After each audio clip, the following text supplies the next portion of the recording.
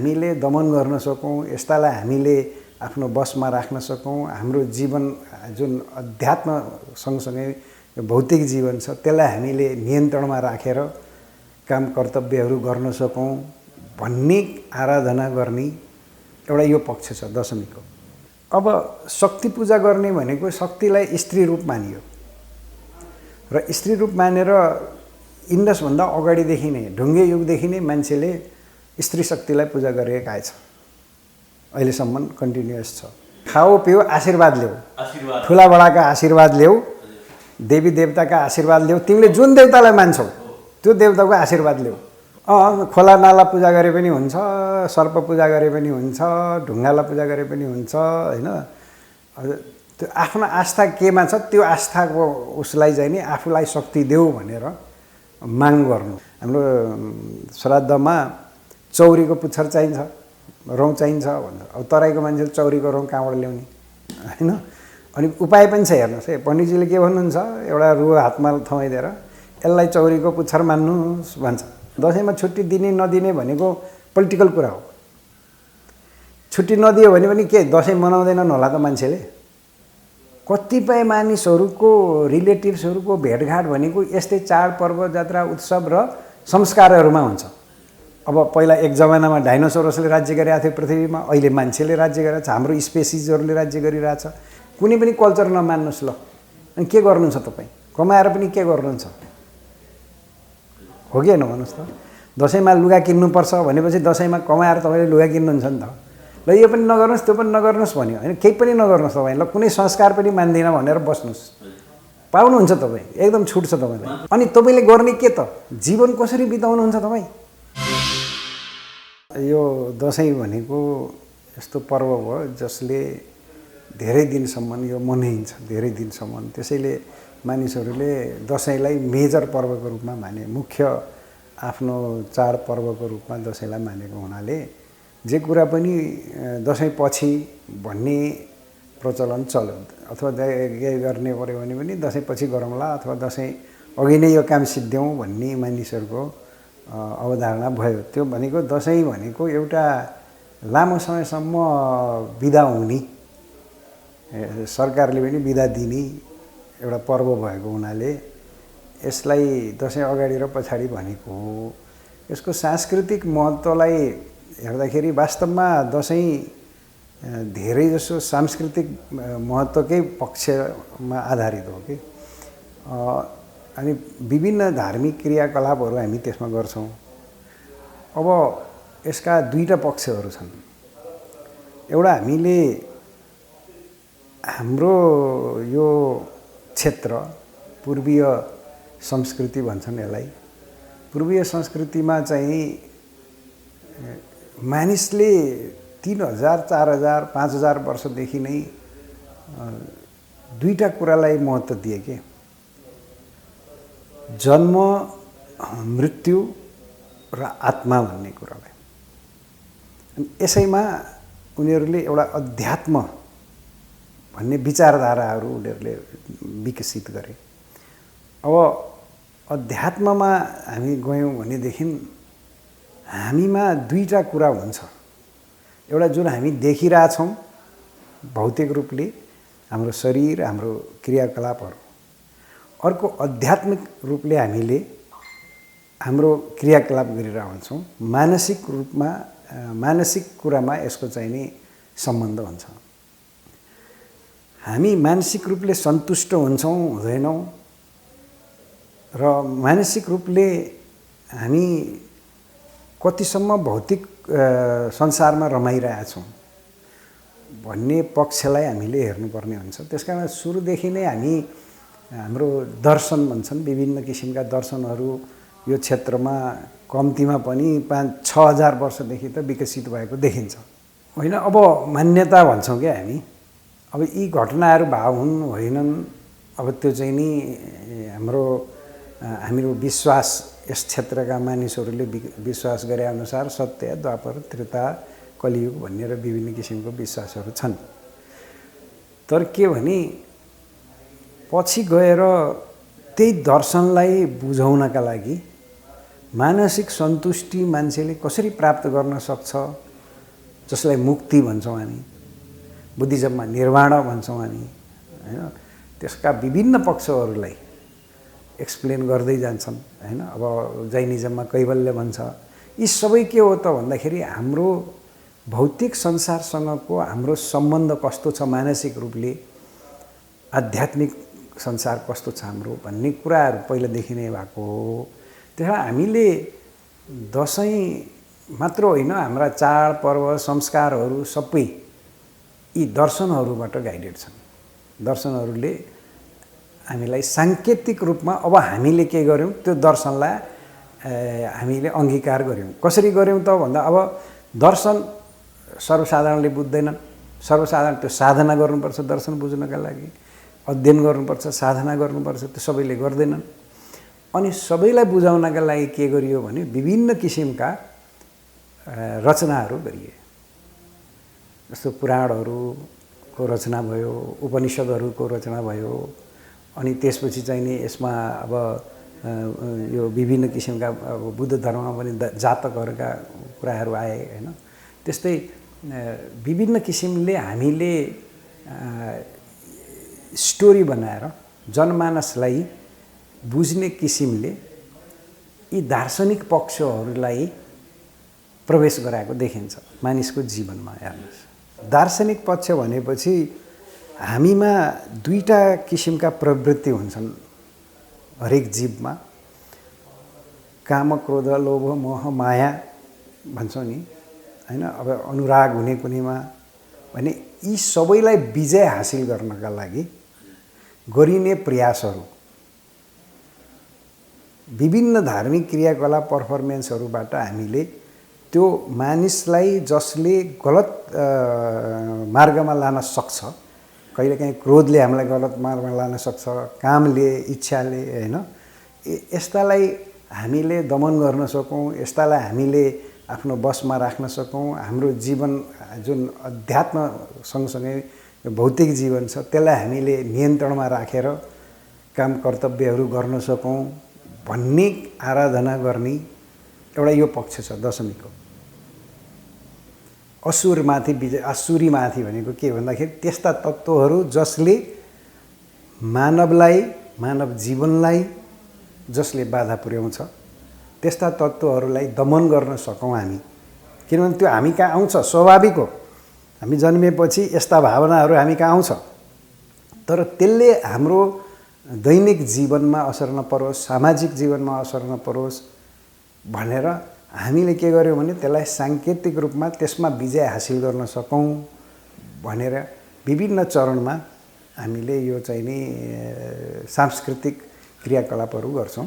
अब दशमी मान्ने भनेको धेरै अगाडिदेखि नै यो प्रचलन चाहिँ नि यो गङ्गाको सिभिलाइजेसनमा देखिन्छ, भनेको यो हाम्रो संस्कृतिमा। र प्रारम्भमा यसको स्वरूप भनेको कृषि कर्म, कृषि काम सिद्धिएपछि एउटा हर्षोल्लास रूपमा राम्रो होस् बाली नाली भनेर वर्षापछि खुसियाली मनाउने। अनि किनभने अब अरू एक्टिभिटिज त अब अहिलेको जस्तो हाम्रो टेलिभिजन अथवा रेडियो अथवा विभिन्न किसिमका आधुनिक उपकरणहरू त थिएन त्यो बेला। मनोरञ्जन गर्ने साधन के त भन्दाखेरि यस्तै सांस्कृतिक क्रियाकलापहरूबाट एक ठाउँमा बसेर मानिसहरूले खुसियाली आदान प्रदान गर्ने हुन्थे। त्यसकारण के हुन्छ भने बाली नाली सप्रोस् भनेर विभिन्न किसिमका देवी देवतालाई आह्वान गरेर हाम्रो बाली नाली राम्रो होस् भन्ने पक्षबाट दशमी सुरु गरिएको। इन्डस भ्याली कोल्याप्स भएको 3000 BC-मा इन्डस भ्याली स्थापित भयो। 1700 BC-मा इन्डस भ्याली सिद्धियो, कोल्याप्स भयो विभिन्न कारणहरूले। त्यसपछि मानिसहरू गङ्गा रिभरलाई समातेर सिभिलाइजेसन सभ्यताको विकास भयो। अब गङ्गा नदीलाई समातेर विकसित भएको यो सांस्कृतिक पक्षहरू पछि कृष्णा नदी भनेर इन्डियातिर, साउथ इन्डियातिर पनि गयो हैन। गङ्गा यमुना सरस्वतीलाई त्यतिकै इम्पोर्टेन्ट दिइयो र त्यहाँसम्म बे बङ्गालसम्म पनि यो कल्चर चाहिँ नि विस्तार भएको देखिन्छ। अनि दसैँ मान्ने चलन चाहिँ नि पशुलाई पूजा गर्ने, पशुपालनसँग सम्बन्धित हो, कृषिको कर्मसँग सम्बन्धित हो, अनि चाडपर्व उत्सवहरू मनाउने यो चलन चाहिँ नि प्रारम्भदेखि नै चल्यो। त्यसपछि बिचमा कस्तो भयो भने राजा महाराजाहरूले विजय हासिल गर्ने रूपमा दसैँलाई पनि लिए। पछि सानसाना स्टेट कबिलाहरूमा त बस्थे नि, अघि तपाईँले भने जस्तै, अनि एउटामा अर्कोमा हुँदा गर्दाखेरि पनि खुसी बनाउने, अनि पछि गएर स्टेटहरूले लिन थाले क्या, राज्यहरूले पनि साना स्टेटहरू भए। बाह्य आक्रमण धेरै भयो के यस क्षेत्रमा, हुँडहरू आए, कुषाणहरू आए, मगधहरू यो मुस्लिमहरू आए, धेरै आए कि यहाँ आक्रमण गरे, एलेक्जेन्डर जस्तो मान्छेहरू आए। अब उनीहरूसित त युद्ध गर्ने बाहेक त अरूको उपाय थिएन हैन। अनि त्यसबेला उनीहरूले के गरे भने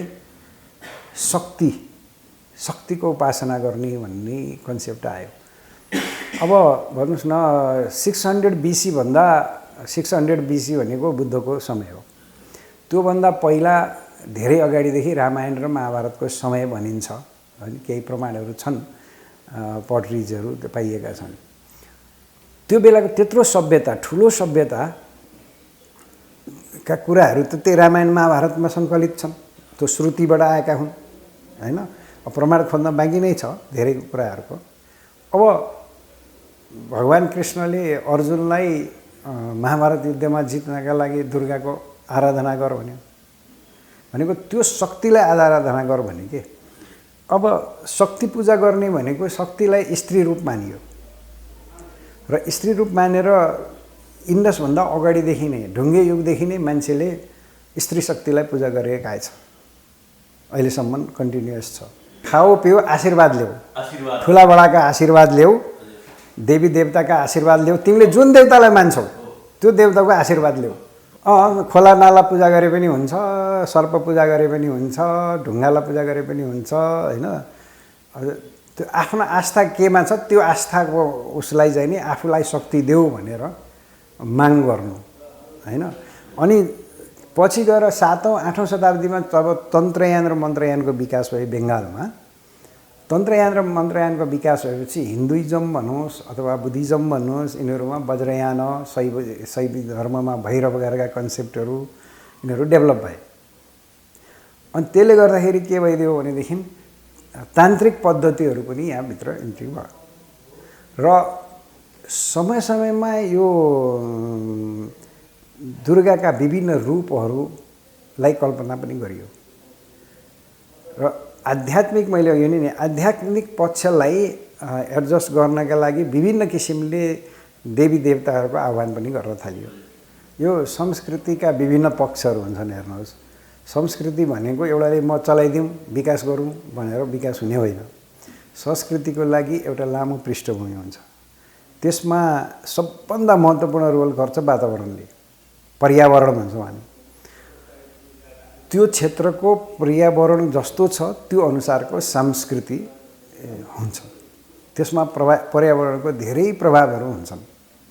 जस्तै भनौँ न साउथ इन्डियामा तपाईँले नरिवल धेरै हुन्छ, त्यहाँ नरिवल पानी चढाउँछन् देवतालाई हैन।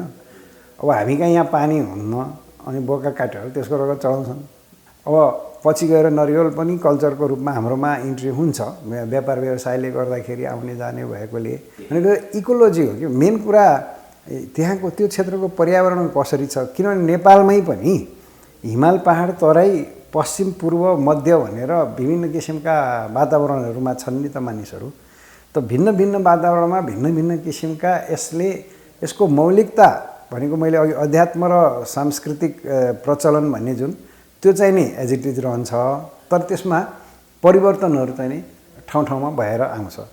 अब जहाँ जे छ त्यो अनुसारको कल्चर चाहिँ नि मान्ने चलन छ।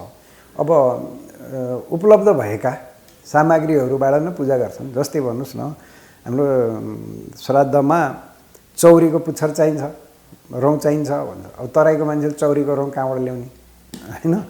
अनि उपाय पनि छ, हेर्नुहोस् है, पण्डितजीले के भन्नुहुन्छ, एउटा रुवा हातमा थमाइदिएर यसलाई चौरीको पुच्छर मान्नुहोस् भन्छ। अनि उसले मनमने यो चौरीको पुच्छर हो भन्छ, अनि चट्ट उसले काम गर्छ। भनेपछि यो पर्यावरण हो कि धेरै नै उदार हो। अहिले पनि यसले के भन्छ त, तपाईँले मान्न मन छ भने मान्नुहोस्, मान्नुहुन्न भने नमान्नुहोस् होइन। तर के छ भने नमान्दा तपाईँको परिवारमा, तपाईँको समाजमा तपाईँलाई कसरी असर पार्ला अथवा उनीहरूले तपाईँलाई के भन्लान्, यो तपाईँको व्यक्तिगत कुरा हो कि। कसैले दसैँ म मान्दिनँ भन्छ, कसैले म मान्छु भन्छ भने उसको व्यक्तिगत कुरा हो। तर के भने समाज र संस्कृतिमा यो चाहिँ नि कसैले हटाएर म हटाइदिन्छु अथवा राखेर राखिदिन्छु भनेर हुँदैन। हेर्नुहोस्, यद्यपि संस्कृति भनेको परिवर्तनशील हो। हरेक मानिस क्षण क्षणमा परिवर्तन भइरहेको हुन्छ, समाज भइरहेको हुन्छ, हरेक वस्तु भइरहेको हुन्छ। त्यसमा परिवर्तन, कल्चरमा परिवर्तन हुन्छ, त्यसमा चाहिँ नि दुई मत छैन। अब तर कसरी हुन्छ भन्दाखेरि उपयोगी कुराहरू कल्चरमा एड हुँदै जान्छ, जुन अनावश्यक छ त्यो हट्दै जान्छ। कुनै इच्छा तपाईँको छ म यसो गर्छु भन्ने छ भने तपाईँले त्यो गर्नुहोस्, तपाईँले नखाइकन गर्नुहुन्छ भने पनि ठिक छ, तपाईँले खाएर गर्नुभयो भने पनि ठिक छ क्या। तपाईँ पशुपति जाँदाखेरि मजाले खाना खाएर गए पनि हुन्छ। अब तपाईँले स्वास्थ्यको हिसाबले बिहान बिहान जान्छु, मर्निङ वाक पनि हुन्छ, दर्शन पनि हुन्छ, धर्म पनि पाउँछु भनेर आउनुभयो भने त्यो तपाईँको कुरा हो। होइन भने पशुपतिनाथले तपाईँले किन खाएर आइस् तैँले भनेर पनि भन्दैन, किन नखाएर आइस् पनि भन्दैनन्। यो हिन्दूको मात्रै हुँदै होइन। तर अब यहाँ हिन्दूको भनेर धेरैले भन्छन्। यो वास्तवमा यो गङ्गाको क्षेत्रमा विकसित भएको सांस्कृतिक क्रियाकलापहरू हुन्, जुन इन्डसदेखि लिएर बे अफ बङ्गालसम्म पूर्वसम्मका र हिमालदेखि लिएर दक्षिण भारतसम्मका होइन, ती सबै कल्चरहरूमा कुनै न कुनै रूपले यसलाई समाहित गरेको छ। अब पछि गएर के भइदियो भने हिन्दू भनेपछि कसलाई भन्ने त भन्दाखेरि इन्डसभन्दा यता बसेका मान्छे जो मौलिक निवासी हुन् है, फेरि सिन्धु घाटीका र सिन्धु घाटीदेखि लिएर पूर्वतिर फैलिएका सम्मका जुन मौलिक हुन्, यहाँका बाहिरबाट आएको माइग्रेटेड होइन भनेको, वेस्टबाट माइग्रेट भएर आएको होइन, ती व्यक्तिहरूको कल्चरको एक्टिभिटिज हो यो। र आफआफ्नो किसिमले आफआफ्नो ढङ्गले हरेक ठाउँमा हिमाल पहाड तराई जसरी मनाए पनि हुन्छ, यसै गरी मनाउनुपर्छ भन्ने पनि छैन यसको होइन। तर के भने आफूले श्रद्धा भक्ति गरेर आफूले मानिआएको देवी देवतालाई पूजा गर्नु भनेको अब यो सिजन पनि चेन्ज हुँदैछ होइन। अब त्यो सिजन चेन्ज हुँदाखेरि आफूलाई राम्रो होस्, शुभ होस् भनेर एक्टिभिटिज गर्ने हो। यो एउटा सांस्कृतिक पक्ष हो क्या। त्यसैले अब धर्मसँग अब यसलाई रिलेट गरिदिया छ, हिन्दू धर्मसँग। अब यो विकसित हुँदै आयो, विकसित हुँदै आएपछि आफआफ्नो किसिमले सबैले मनिरहेछ। अब कसैले होइन हाम्रो भन्छ भने पनि ठिकै छ, नमनाउँ होइन। कसैले हो हाम्रो भन्छ भने पनि त्यसले मनाउन त पाउनु पऱ्यो नि। हाम्रो संस्कृति भनेको सिन्धु घाटीदेखि नै देखिन्छ अहिलेसम्म। जीवित संस्कृति भनेको दुईवटा छ अहिलेसम्म, पुराना संस्कृतिहरू। एउटा चाइनाको छ, उनीहरूमा पनि वाङ्गो रिभर सिभिलाइजेसन भन्छ, उनीहरूले पनि अहिलेसम्म मेन्टेन गरिरहेछ कल्चर। हामी यो भारतवर्ष भनौँ न भनेको इन्डसदेखि यता गङ्गासम्म, गङ्गाको त्यो बे अफ बङ्गालसम्म र उता हिमालदेखि लिएर दक्षिण भारतको श्रीलङ्कैसम्म भनौँ न, यी सम्पूर्ण क्षेत्रहरूमा विकसित भएको पूर्वीय कल्चर एउटा जीवित छ अहिलेसम्म, जसको मूल हामीले खोज्दै जाँदा अब पुरातात्विक ढङ्गले हामीले खोज्दाखेरि चाहिँ नि हामी सिन्धु घाटी सभ्यतासम्म पुग्छौँ होइन। अब त्यहाँदेखि यो दुईवटा चाहिँ नि कन्टिन्युस छन्। अहिले अब इजिप्सियन सिभिलाइजेसन भनेको अब उनीहरूको म्युजियममा थन्क्यो। पहिलाका सिभिलाइजेसनका मानिसहरू पनि अहिले देखिन्नन् होइन। बाह्य आक्रमण पनि धेरै भए, मान्छेहरू पनि धेरै आए, माइग्रेटेड पिपलहरू पनि धेरै भए, उनीहरूले पनि बिस्तारै बिर्सिए। अब त्यहाँका अब केही जीवित होलान्, मलाई थाहा भएन त्यो चाहिँ होइन। त्यस्तै मेसोपोटामियाको सिभिलाइजेसन पनि अहिले छैन होइन। अरब, इरान, इराक भएर मुस्लिम कन्ट्रीको रूपमा डेभलप भएको छ। त्यहाँको पुरानो सिभिलाइजेसन चाहिँ नि कन्टिन्युस छैन भनेको। चारवटा ग्रेट रिभर सिभिलाइजेसन भन्छ क्या ह्युमन डेभलपमेन्टमा। मानिसको विकास क्रममा चारवटा ग्रेट सिभिलाइजेसन भयो, जसमा यो नाइल रिभर सिभिलाइजेसन भन्छौँ हामी इजिप्टका होइन, टिग्रिस एफ्रोटस सिभिलाइजेसन भन्छौँ यो मेसोपोटामियाको, जो अहिले अरब, इरान, इराक भन्नुहुन्छ। अनि यतापट्टि हाम्रो इन्डस रिभर भयो, उता चाइनाको रिभर भयो वाङ्गो रिभर सिभिलाइजेसन। भनेपछि दुईवटा चाहिँ नि अहिलेसम्म कन्टिन्युस छ। अरू दुईटा चाहिँ नि म्युजियममा थन्केको छन्। कतिपय कुराहरू हामीले सिन्ध नदीबाट पनि ल्याएको छौँ, सिन्ध नदीको सभ्यताहरूबाट पनि ल्याएको छौँ। त्यसै सभ्यतामा हुर्केको गङ्गा नदीको सभ्यता हो, त्यहाँबाट पनि लियौँ, जसबाट रामायण महाभारत जस्ता ग्रन्थहरू लेखिए, पुराणहरू लेखिए, उपनिषद वेदहरू लेखिए। यो सबै गाङ्गेटिक सिभिलाइजेसनबाट डेभलप भएको र यही गाङ्गेटिक सिभिलाइजेसनमै बुद्ध जस्ता यो फिलोसफरहरू पनि जन्मिनुभयो, दर्शन दिनुभयो उहाँहरूले। महावीर जस्ता मानिसहरूले दर्शन दिनुभएको छ होइन। चैते दसैँको पनि त्यत्तिकै इम्पोर्टेन्ट हो, त्यस्तै यो अहिलेको असोजको दसैँ पनि त्यत्तिकै इम्पोर्टेन्ट छ। हेर्नुहोस् है, दुइटैको महत्त्व उत्तिकै छ र दुइटैले के लेख्छ भने देखिन्छ भने एउटा धान रोपाइँ गर्ने, एउटा धान काट्ने सिजनको हो होइन। अब अर्को के देखिन्छ, हामी त कृषिमा आधारित हो नि त, कृषि र पशुपालनमा हाम्रो समाज विकसित भएको हो। यो दुइटैसँग रिलेटेड छ क्या यिनीहरू। अनि हामीले यो यसमा चाहिने विशेष प्रायोरिटी हामीले किन दियौँ त भन्दाखेरि पहिला पहिला चैते दसैँमा पनि दिइन्थ्यो, यसमा पनि दिइन्थ्यो। पछि अब दुई तिनवटा कुराहरू मिक्स भयो क्या, पोलिटिकल कुराहरू पनि मिक्स भए। अब राजाहरू महाराजाहरूले आफ्नो इच्छाले पनि यो दसैँमा दिने यो नदिने भनेर पनि गरे हो। अर्को के भने असोजमा अहिले हामीले दसैँ मनाएन, अब बर्खा सिद्धियो। बर्खा सिद्धिएपछिको दशमी त हाम्रो लागि एकदमै इम्पोर्टेन्ट भयो। अहिले चाहिँ देवी देवता जागराम अवस्थामा आउने कुराहरू भए। अनि उता चैतमा पनि सुक्खायाम भयो त, चैत वैशाख जेठ होइन। अब त्यो बेलामा पनि इम्पोर्टेन्ट भयो। तर के भने यी दुइटै यी 6 महिनाकै जति पिरियड छ नि, बर्खाभन्दा बिचको पिरियडहरू, किन बर्खामा हिँड्दैन थियो क्या पहिला मान्छेहरू, किनभने खोला नाला बढ्थ्यो, पुल पुलेसा थिएनन्, सर्प बिच्छीहरू बाहिर निस्किन्थे पानी भरिएर होइन। अनि हिँड्न पनि बाटो चिप्लो हुने, हिलो हुने होइन। अनि मान्छे हिँड्दैन थिए, त्यसैले 3 महिना 4 महिना उनीहरू घरै बस्ने। त्यसपछि फुकुवा भयो। अनि राजाहरूलाई पनि युद्ध गर्नका लागि त यही समय ठिक छ। अनि उनीहरूले के गर्यो भने आफूले युद्ध गर्नका लागि मानिसहरूलाई लिएर जानलाई, यङ जेनेरेसनलाई लानलाई कृषि कर्म सिद्धिएपछि अनि ठुलाबडाको आशीर्वाद लिने, देवी देवताको आशीर्वाद लिने, टिका लाउने, अनि युद्ध गर्न जाने। अनि यो चाहिँ प्राथमिकतामा पर्दै गयो होइन। अब ल आशीर्वाद लियो, अब जाउँ लडाइँ गर्न भनेर। अब त्यो पहिला त्यो हरेक राजा भएपछि त राजाले एउटा न एउटा क्षेत्र जित्नुपर्ने, लडाइँ गर्नुपर्ने भन्ने यस्ता कुराहरू थिए। त्यस कारण यो कल्चरमा यो पछि हाम्रो पोलिटिकलले पनि, पोलिटिक्स भिन्न कुरा भयो। जस्तै भन्नुहोस् न, दसैँमा छुट्टी दिने नदिने भनेको पोलिटिकल कुरा हो। छुट्टी नदियो भने पनि के दसैँ मनाउँदैनन् होला त मान्छेले? राज्यले दिने सुविधाहरू भनेको पोलिटिकल कुराहरू हो।